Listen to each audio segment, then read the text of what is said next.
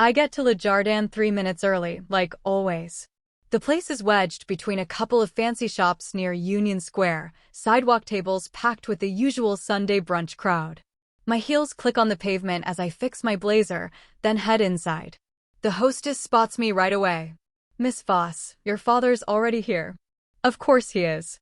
Thorne Voss doesn't wait for anyone, but he'll spend the whole meal glued to his phone. I squeeze past crowded tables until I see him, hunched over his screen in a corner booth, scrolling with one thumb and barely grunting when I slide in. "Morning, Dad." Another grunt.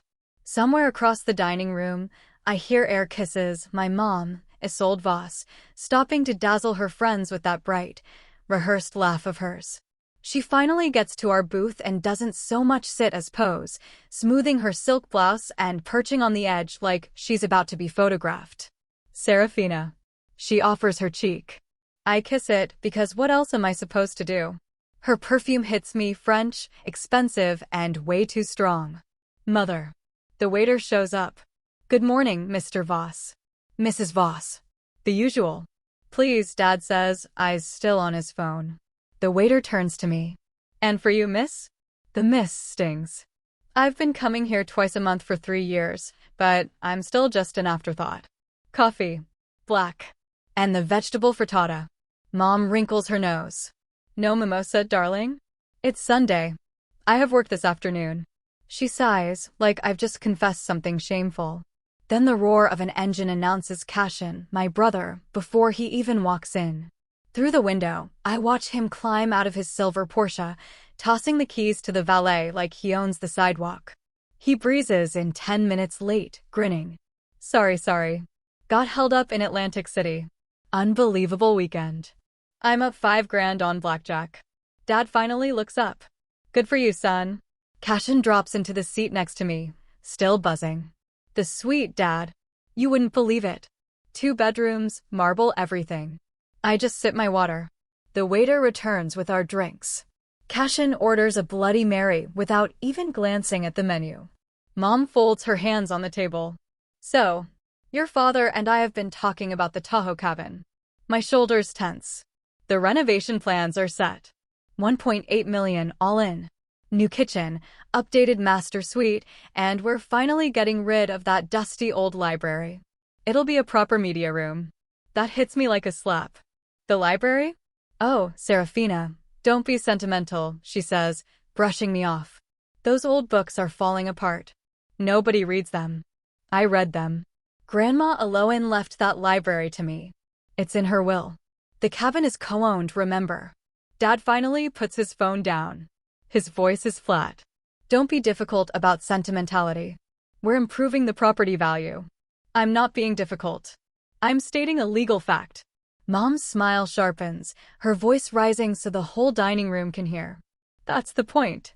Serafina, dear, you should be grateful we even invite you to these brunches. Pity goes a long way in this family." Conversations around us go quiet. People pretend not to listen. Cashin just smirks, already back on his phone, probably checking his casino app. My face burns, but I keep my voice steady. "Thank you for your honesty, Mother." She blinks, surprised I'm not fighting back. Good. Let her wonder. The waiter brings our food and nobody talks. I cut my frittata into neat squares, eating slow, trying to buy myself time to think. My mind drifts back 2 years, to that awards ceremony when I made the 30 under 30 list for data science. The banquet hall was packed with tech leaders, investors, people who got what I'd built. A senior colleague from Stanford had stopped by our table, where my parents sat looking lost among all the engineers. "Mrs. Voss, you must be so proud. Serafina's work in predictive algorithms is groundbreaking." Mom had smiled, pressing her hand to her heart. "We're just so proud she found a hobby she's good at." Poor thing, she always struggled socially, so this data work is perfect for her. The smile on my colleague's face froze. I excused myself to the bathroom and didn't come out for 15 minutes. Poor thing. That phrase has followed me my whole life. Back at the table, Cashin is deep into another story about some poker hand. I tune him out, picking at my frittata, waiting for the meal to end. Thorne just nods now and then.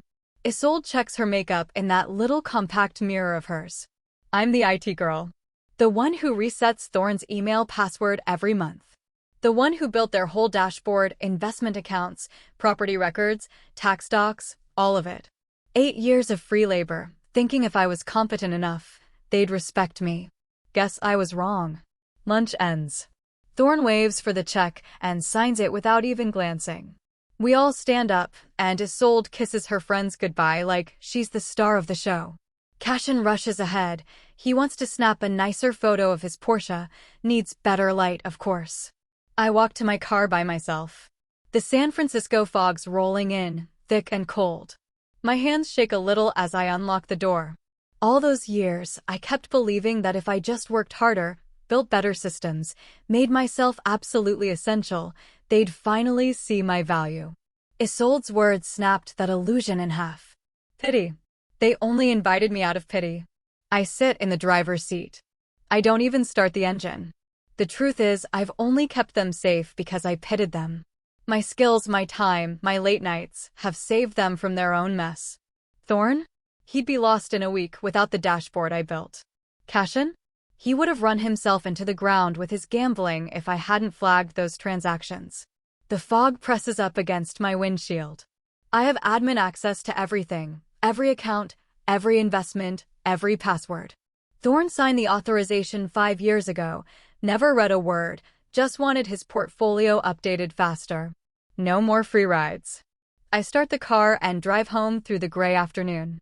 Tonight, I'll do what I have to, protect the assets, and then I'm out. It's Sunday, so I've got time.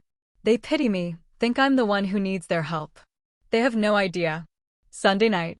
I'm in my Russian Hill apartment. City lights glitter outside, but I'm not looking. My grandmother's old mahogany desk is the only thing I took from her place, and now it holds my MacBook and 3 monitors. Just routine maintenance, that's all tonight was supposed to be. I pull up the Voss family dashboard, the one I built from scratch. Investments, property, trusts, credit cards. Everything's there, all in one place. Dad calls it Serafina's magic spreadsheet when he remembers it exists. The transaction history loads. I start scanning for the usual stuff when something jumps out. Cashin's checking account, $75,000 in March. $68,000 in April. $92,000 in May. My heart skips. I filter by merchant. Atlantic City. Every single one. I map them out on a second screen. The pattern's ugly and obvious. 18 months of losses. Not just the odd bet, straight up, systematic theft. I tally it up. $520,000. My hands pause over the keyboard. This isn't just carelessness. This is addiction. And nobody's noticed because I'm the only one who actually checks these reports. Switching tabs, I look at the Tahoe property records. Isolde mentioned renovations. They should have filed permits by now. There they are, submitted 2 weeks ago. Permit applicant, Isolde Voss. Interior remodel, removing walls in the northeast section. That's the library. I click over to the contractor invoices. $280,000, already paid out. Deposit cleared last Wednesday from the family trust. So it's not just brunch talk, they're actually doing it. Suddenly, my screen flickers. Red alert pops up, high priority security warning. Someone else is logged in right now. I check the timestamp, 9:47 p.m., pull up the active sessions, Cashin's username. He's in the wire transfer module. $75,000. Pay, Borgata Hotel Casino and Spa. The transfer's sitting there, waiting to process with the nightly batch in 13 minutes. My chest goes tight. If that money moves, it's one more theft I've made possible, because I built the system so slick, he doesn't even have to think about it. I have a choice. Let it go through or stop it. Pity goes a long way in this family. My fingers move fast. I trigger the emergency backup protocol, the one I set up 3 years ago when Dad asked for more security. He signed off, never read the fine print. Terabytes of data start copying to encrypted drives. Every transaction, every email, every signature. 8 years of evidence. 9:52 p.m. Thorne signed the master administrator agreement 5 years ago. I remember it clearly. He barely glanced at the paperwork, distracted by a phone call, while I tried to explain the emergency powers clause. Yeah, whatever you need. Just make it work. That's what he said. What I need. He gave me the authority to freeze accounts if I suspected fraud or misuse. Cashin's $75,000 wire transfer? That's misuse, plain and simple. It's 9:58 p.m. I open up the dual authentication protocol. Every account, every credit card, every investment platform. I turn on two-factor authentication and swap out all the master passwords for random, 60-character strings. Cashin's transfer gets blocked first. Transaction declined. Authentication required. I strip overdraft protection from every checking account. If Cashin's already in the red, he'll find out soon enough. The credit cards take longer. 11 of them. Each one has to be disabled one at a time. Amex Platinum, Visa Signature, even the Barney's card Isolde uses for her endless wardrobe. One by one, they all flip to red, inactive. Next up, the investments. I slap a 72-hour hold on every transaction. No trades, no withdrawals, no transfers. It's 10:04 p.m. now. My hands are shaking not from fear, but from this weird, sharp clarity. This isn't about revenge. This is about stopping the damage. Consequences, finally. I have a fiduciary duty here. Grandma made sure of that when she named me co-trustee with Dad, another document he never bothered to read. I'm not stealing. I'm stopping the bleeding. Protecting the family from itself. The distance feels strange. Like stepping out of cold water onto warm sand. For the first time in years, I'm not desperate for their approval. I'm just doing the job. I pull up a new tab and log into my secure email. Vanessa Hargrove, attorney at law. We met at a Women in Tech conference a couple years ago. She handed me her card and said, if you ever need someone who gets both family law and financial litigation, call me. Now I do. Subject line, urgent, trust violation, and property dispute. Vanessa, I need your help. Attached is documentation of systematic trust fund theft and unauthorized property modifications. I'm using my emergency powers as co-trustee to freeze accounts pending investigation. I need a cease and desist drafted for contractors, county permitting office notification, and litigation prep. Can you meet tomorrow? I attach the financial reports, invoices, permit applications. Grandma's will, library provision highlighted. Send. 10:31 p.m. My phone sits dark on the desk. By morning, it'll light up with 17 voicemails and 43 texts. Tonight, though, it's silent. I start my resignation email to Thorn Voss, head of Voss Capital. CC Cashin Voss Isolde Voss. Subject, resignation, system administrator position. Effective immediately, I'm out as legal system administrator for the Voss family office. Security protocols updated per the emergency provisions in our agreement from March 2020. All admin access is now restricted until the trust compliance mess is sorted out. Any questions about the Tahoe property? Take it up with my lawyer, Vanessa Hargrove. Serafina Voss. My cursor hovers over send. They think I'm the poor, grateful daughter who should accept whatever scraps of pity they offer. They built their comfortable lives on my invisible labor. Thorn's tech illiteracy hidden behind my confidence. Cashin's addiction bankrolled by accounts I managed. Isolde's social standing kept spotless by my silence. I click send. 11:47 p.m. I power off my phone. Tomorrow, the chaos hits. Thorn's Amex will get declined at the airport lounge. Cashin's casino markers will get called. Isolde's wire to her decorator will bounce. They'll realize too late that the IT girl was never the problem. She was the solution they took for granted. And when you lose your solution, your problems get real obvious, real fast. The first decline hits at 9 a.m. Thorn's American Express Platinum, the one he's carried for 23 years, gets rejected at San Francisco Airport Lounge. I'm not there, but I can picture his face, the confusion, then the irritation, and finally that particular red he turns when he thinks someone else screwed up. Except this time, it's not someone else. 15 minutes later, Cashin's casino markers get called. 3 different Atlantic City properties, all demanding payment. Not a coincidence. His credit lines ran through family office accounts, and now those accounts don't recognize his codes. At 9:30, Isolde standing wire to her decorator bounces. She's been sending Claudette $5,000 a month for 18 months, most of it for the Tahoe renovation that, honestly, is never going to happen now. I can't decide if Claudette will break the news herself, or if the bank's going to send one of those stiff, politely threatening letters about the account balance. By 10, I've got 17 voicemails from Cashin stacked up. I don't listen to any of them. I'm just sitting in my apartment on Russian Hill, second coffee in hand, watching the fog lift off the bay.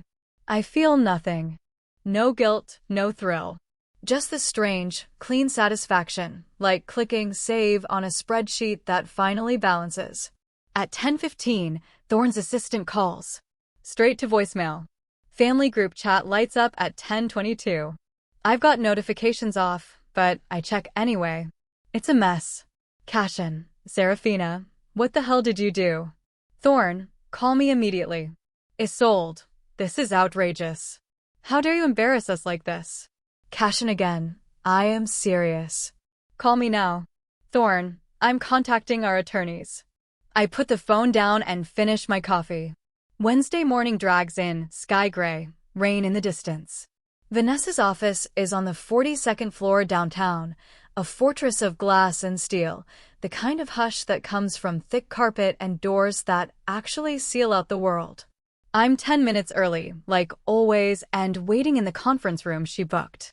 Thorne arrives right at 9, 2 lawyers in tow. I know the type. Corporate, expensive, the kind who talk in legalese and count every 6 minutes. He doesn't say hello. Just sits across from me, folds his hands. Restore access to the accounts. Immediately. Vanessa doesn't even look up. Good morning, Mr. Voss. Thank you for coming. He cuts her off. I'm not here for pleasantries. My daughter has committed theft and sabotage, and I want this fixed before I have to take legal action. I meet his eyes. I haven't stolen anything. I protected assets from ongoing theft. He scoffs. That's absurd. Vanessa slides a folder across the table. We'd like to discuss Cashin's gambling activity.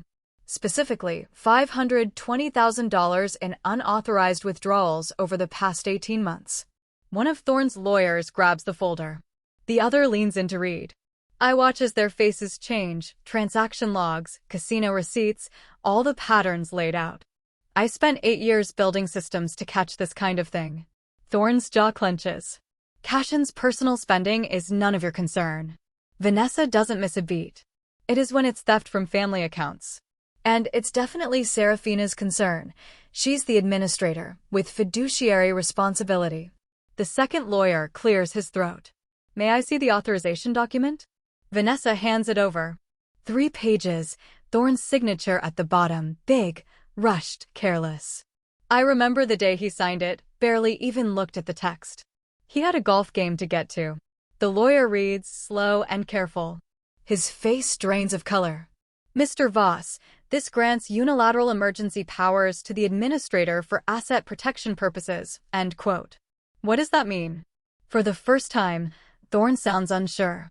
It means she had full legal authority to do exactly what she did. It goes quiet. Outside, a cable car bell rings. Rain starts tapping the windows. Thorne tries to rally. This is still theft. But his confidence has vanished. I lean forward. I'm proposing a full audit. Forensic accounting on every transaction from the past 2 years. Every withdrawal, every wire, every check. If I did anything wrong, I'll deal with the fallout. But Cashin gets the same treatment. Thorne stands. Absolutely not. Then we'll see you in court, Vanessa says, all smiles. I'm sure discovery will be very interesting. The lawyers exchange glances. One of them puts a hand on Thorne's arm. Can we speak with our client for a moment? They step out into the hallway. Through the glass, I watch them huddle, voices low, tense. Thorne's face shifts, anger, confusion, maybe fear. After 8 minutes, they come back. We need time to review the documentation, the first lawyer says, and to discuss options. Vanessa nods. Of course. We're here whenever you're ready. Thorne walks out without a word. The lawyers follow, arms full of paperwork. The door closes behind them with a heavy, final click. I let out a slow breath. You did well, Vanessa says. Staying calm. I've had practice. They'll be back. New demands, new strategy. But you saw their faces when they read about those emergency powers. I did. I remember the exact moment Thorn realized he signed away control without a clue what it meant. The same carelessness that ran through his parenting finally biting back. My phone buzzes. Rachel, my old data science colleague. Heard you need a character witness. I'm here if you want me. Another buzz, David, the bank manager I've known for 6 years. He says your signatory status is all set, documented, and valid. If you need something official, just say the word. Then Marcus from IT security. He's offering to vouch for your protocols. Says they're textbook, top of the line. I didn't ask any of them to reach out. Word must have gotten around through that professional network I've built over the last decade, the same one my family rolls their eyes at and calls my data hobby. Thursday night, I'm at my kitchen counter eating pad thai out of the carton, sorting through emails. My phone lights up, Vanessa. She doesn't bother with hello. He's retained Mitchell Crawford, she says. Just got the notice. I set down my chopsticks. Crawford, that's the firm that handled the Westfield estate. Big guns. Thorn's not bluffing, Serafina. He's prepping to sue. I should feel cornered right now. Instead, something sharp and electric opens in my chest. Good, I say. He's taking the bait. Vanessa laughs, quiet but real. You're really something, you know that? Learned from the best, I tell her. He taught me to always have a plan. So what's yours? Discovery. He wants to sue? Great. That means subpoenas. Full accounting. Every single transaction, every document, every secret the Voss family office's been hiding. He's so desperate to control me, he can't even see the trap. This could get ugly, Vanessa warns. It's already ugly. Now we're just making it official. After we hang up, I pour a glass of wine and stand by the window. City lights start to glow through the fog, soft, gold, distant. Somewhere out there, Thorn is probably sitting with Crawford, mapping out his case. He's painting me as the ungrateful daughter who betrayed her family. Let him. He doesn't know how much I have. 8 years of records, every conversation, every authorization, all of it saved. I built this fortress without even realizing I'd ever need it. My phone buzzes again. Cash in. I'm checking into rehab. It's bad. I need to talk to you. I stare at the message. First time he's reached out without threats or demands. I don't answer. Not yet. Let him sit with that need for a while. Outside, the fog thickens, swallowing the city whole. 2 weeks after meeting Thorn's lawyers, Vanessa's email lands in my inbox on a Tuesday morning. Subject line, Crawford filed. I'm still in pajamas, coffee going cold beside my laptop. I open the attachment. Mitchell Crawford's name sits at the top, a partition action lawsuit, packed with legal jargon, but it boils down to this. Thorn wants the Tahoe cabin sold, claims I've mismanaged it, demands the majority share. My phone buzzes. Vanessa again. Call me. I do. She picks up right away.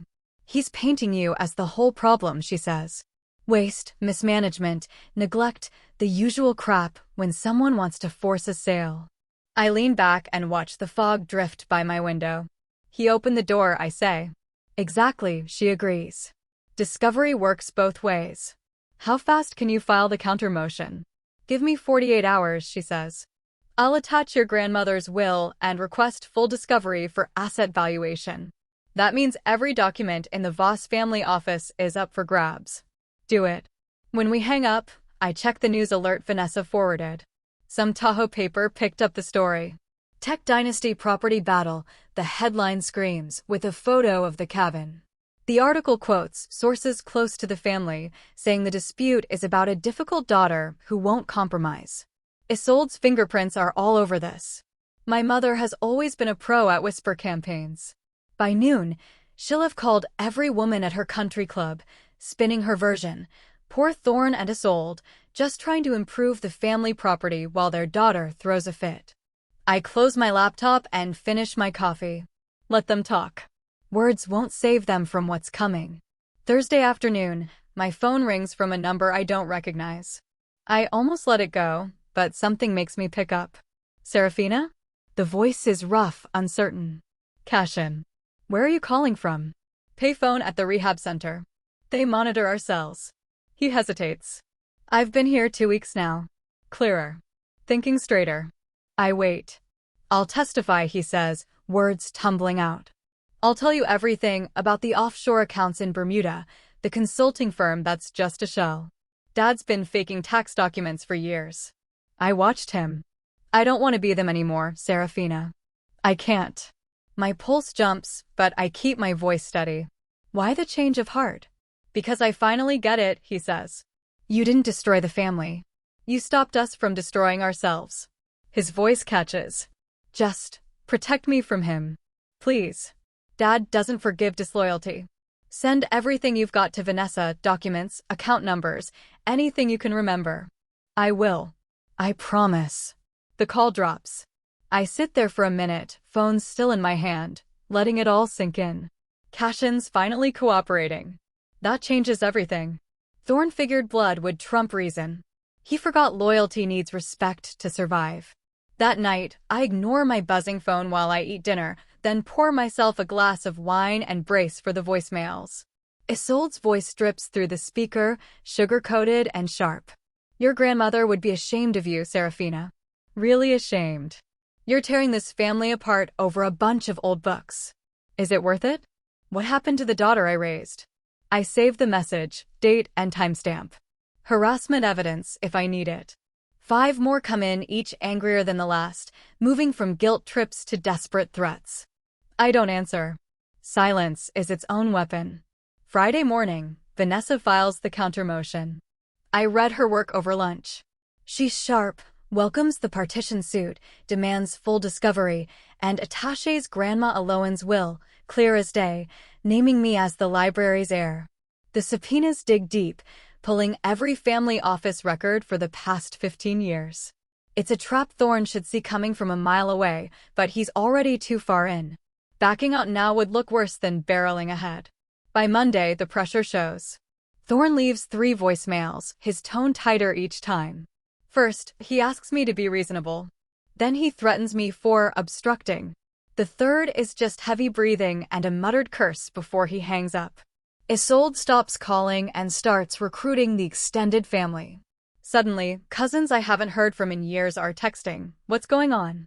Can't you work this out? I ignore them all. Wednesday afternoon, Vanessa texts me a photo. County inspectors slapped a stop work order on the Tahoe cabin. Permit violations finally caught up. Daily fines are stacking up and the contractors, unpaid for months, filed lien notices. That renovationist sold wanted so badly is bleeding money while nothing happens. Cashin texts Vanessa directly, I want out of this family. She forwards it to me with one word, leverage. I'm reading the forensic accountant's preliminary report when my phone rings. Vanessa, barely containing her excitement. Crawford knows. He figured out what discovery will dig up. And? He's scrambling. Called me an hour ago, fishing for a settlement. Acting casual, maybe we can work this out without a big fight. I grin at my reflection in the window. What did you tell him? That my client's fine with discovery. We've got nothing to hide. We want full transparency. How did he take it? Dead silence. Then he said he'd be in touch. After we hang up, I pull up the evidence files. Cashin's info, plus 8 years of my own records, makes for a brutal story. Tax evasion, $4.1 million. SEC violations. Fraud, over and over again. If this comes out, Crawford's legally bound to report it. Thorne built his empire on skills he never had and rules he never followed. I was the one keeping it all together. Now I've stepped away, and it's collapsing. Friday morning, Vanessa calls before I've finished my first coffee. Crawford wants to meet. Monday. Neutral ground. He wants Thorne there, no Isolde. He's ready to settle. He's scared. This isn't about the cabin anymore, and he knows it. I look around my apartment at the life I've made far from them. Set it up, I tell her. I'll be there. Serafina. Vanessa's voice softens. You've got him. Remember that, whatever happens Monday. I hang up and stand by my window, watching San Francisco come alive. Somewhere out there, Thorne's realizing he made the wrong move. He tried to scare me with lawsuits and family pressure. Instead, he handed me everything I needed. Monday can't come soon enough. When it finally does, the conference room at Vanessa's firm feels like a stage. The Bay Bridge glows through the windows, and morning light glances off the polished walnut table. I sit up straight, hands folded, and watch as Thorne and Mitchell Crawford walk in. Thorne won't meet my eyes. 6 weeks, and he looks older, gray creeping into his hair, deeper lines by his mouth. Crawford sits next to him, clutching this shiny leather briefcase, suit so crisp it looks like it might crack. Thorne sinks into a chair. "Let's get this settled," he says. His voice is sharper than I remember. "Desperate, maybe. 500,000.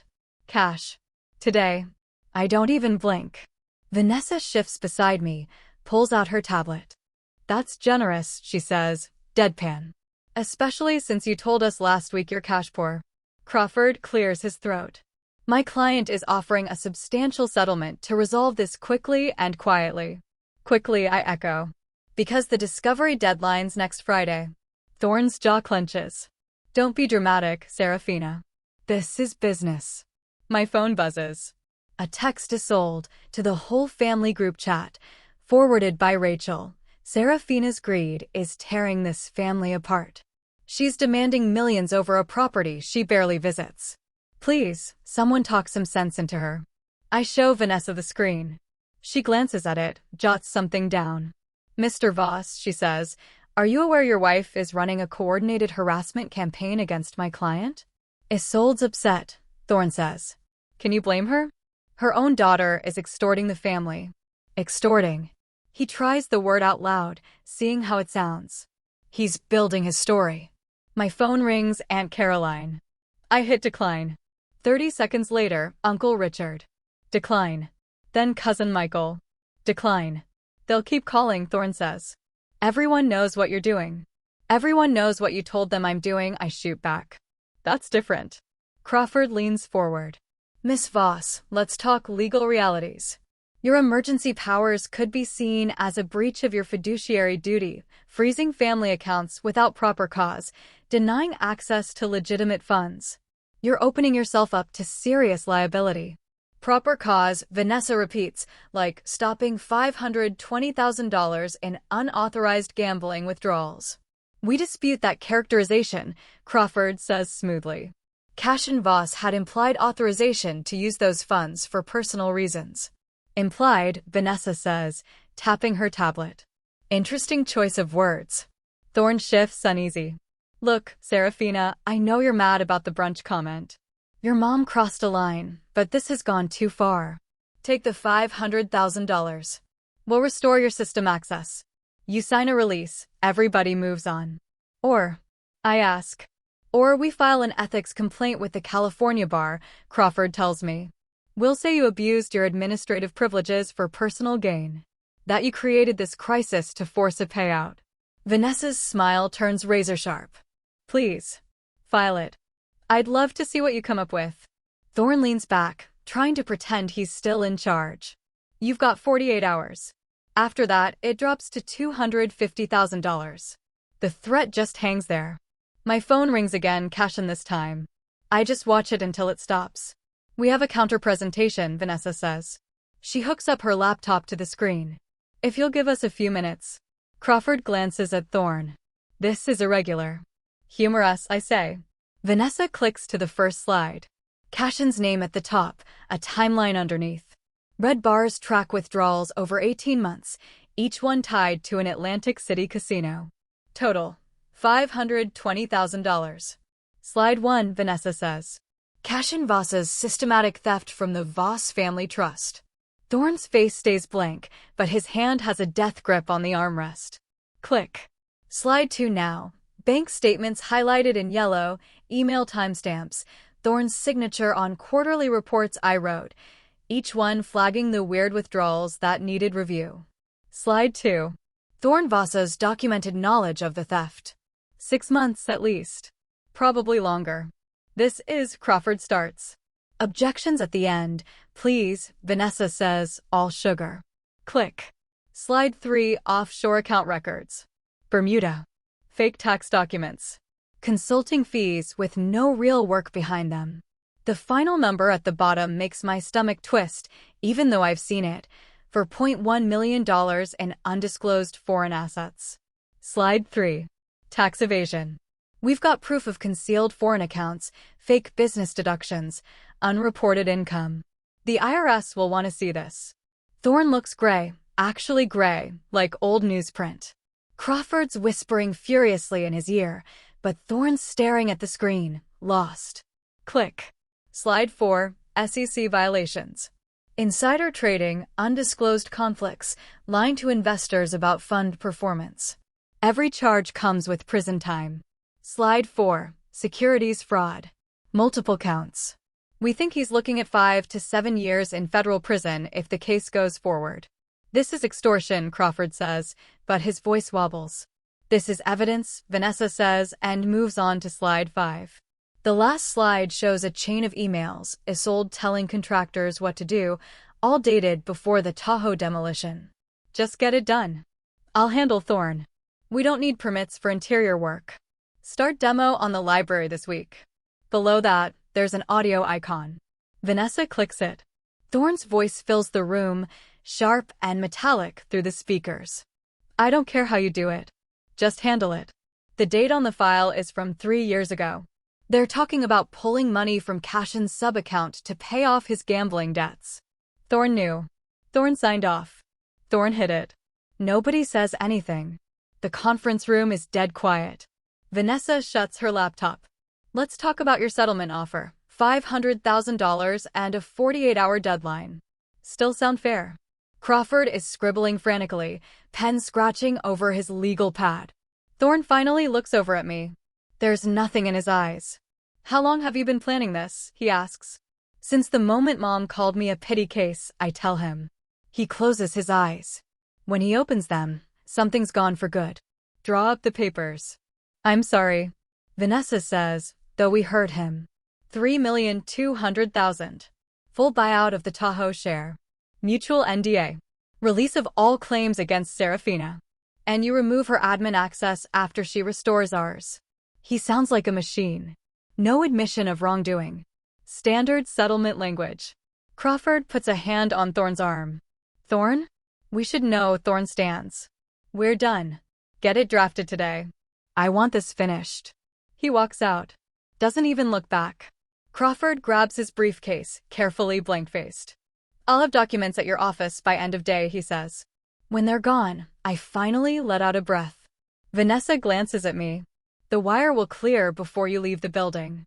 I'll make sure of it. My phone buzzes. Cashin, texting from rehab. Thank you for saving me. Another buzz, voicemail from Isolde. I hit play, put it on speaker. This isn't over, Serafina. You think you've won, but you've lost your family. I hope it was worth it. I cut her off. Delete. Then I block her number. Was it? Vanessa asks softly. Worth it. I look out at the bay, sunlight flickering on the water. The day's almost over. Yes, I say. Absolutely. 6 months after the settlement, I stand in my penthouse kitchen, watching the fog pull away from the San Francisco Bay. The view wraps nearly all the way around, Golden Gate to Bay Bridge. No neighbors, no shared walls. Just glass, sky, water. The private elevator dings. My guests are here. I smooth my green cashmere sweater and walk through the living room. No family photos. Just my 30 under 30 award on a pedestal, catching the light. Art from local galleries lines the walls, my taste, my space. The west wall is all library. Floor-to-ceiling walnut shelves, Grandma Alohan's books from Tahoe, arranged just so.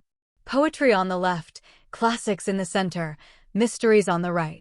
My fingers trail along the spines. Vanessa steps off the elevator first, holding a bottle of wine. This place still takes my breath away. Every time. I nod. The others follow, Marcus from consulting, Elena from Stanford, David and his husband James, 3 women from my support group. 8 people who showed up when it mattered. We gather at the dining table, Sunday afternoon sun streaming in. Same hour as all those miserable brunches. Feels like another world. Elena passes the salad. My sister just asked me to plan Thanksgiving again. Third year in a row. No offer to help, just expects it. Marcus laughs. You say yes? I said I had plans. Do you? Vanessa asks. Now I do. I'm going to Hawaii. Alone. Everyone cheers. David leans back.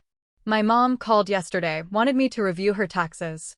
I told her my rate's $300 an hour, family included. What did she say? I ask. He grins. Hung up. Then texted that I'd changed. James squeezes his hand. You have. For the better. I raise my glass.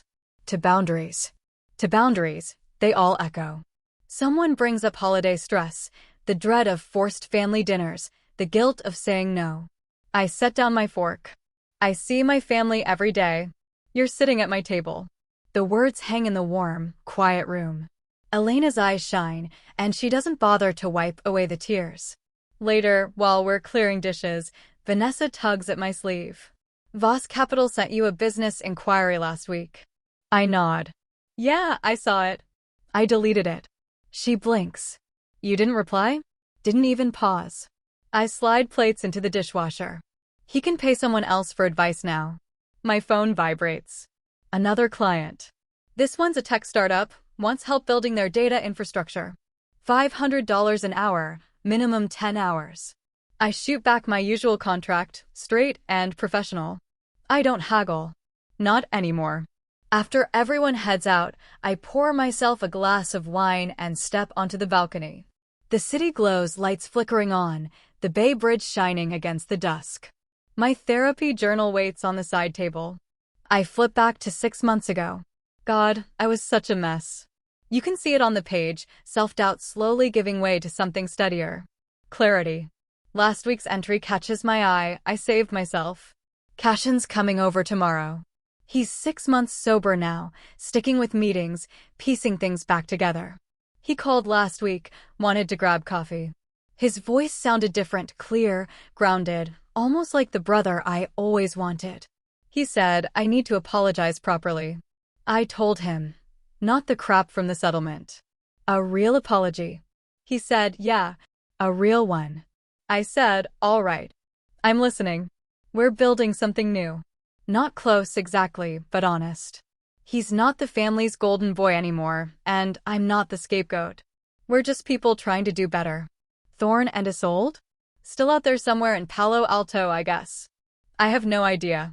Blocked their numbers, filtered their emails straight to trash. They're out of my life for good. My consulting business? 12 regular clients now.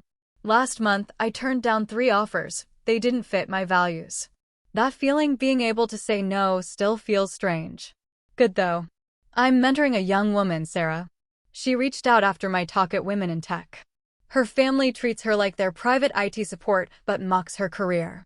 I knew that story too well. I told her, charge them. Or walk away. You know your worth. Last week, she messaged me. I walked away. Thank you. I open my journal to a blank page and start writing. Mother always said they only included me out of pity. Maybe she was right, in a way. Pity kept me trapped, my pity for them. Her cruelty ended up being the thing that set me free. Trying to shrink me, she showed me my worth didn't come from their approval. It was always mine. Some people would say I'm cold. I call it survival. I built the family safe. When I changed the combination, I locked them out and finally let myself out too. I closed the journal. My phone buzzes, 2 more client inquiries. I walk into my home office and leave the past behind, letting it slip away into the San Francisco night.